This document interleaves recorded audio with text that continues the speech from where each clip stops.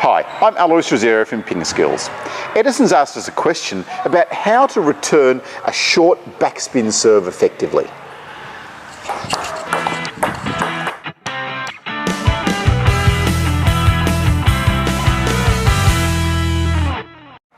So Edison, you're not having too many problems actually getting it back on the table, but you're finding it difficult to keep the other player from attacking you. So the main thing to think about is to try and keep the ball as low and as short as possible. If you can do that, then it's going to be really difficult for him. But having said that, that's not that easy to do straight away. The things you need to think about are, firstly, focusing on pushing the ball back short. So that should be your main aim. Don't try to do the backhand side spin flick or to flick it to start with. Let's just really focus on getting a good short push return. To do that, it's just about experimenting with the angle of your racket to get that right. If your racket is too flat and the ball's got a lot of spin on it, it's going to go down. If your bat's up too much like that, it's going to end up returning too high. So it's a matter of getting it just right. And that comes with a bit of experience.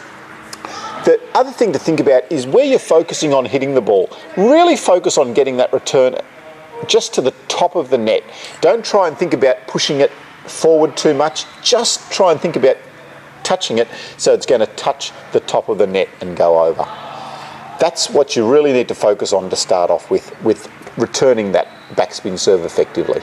To get a good short return, try and keep your hand nice and soft. So really have a soft grip.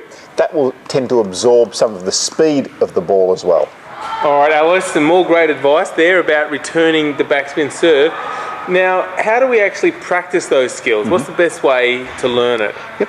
So one way is to get your training partner to just serve a lot of backspin serves short to you and practice just experimenting with the angle of your racket to get it right.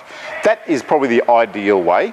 You can also practice it with some multi-ball if you can get your partner to just feed out backspin multi-ball and to vary the amount of spin that they're putting on that feed. Okay. So that you need to watch that and adjust it a little bit.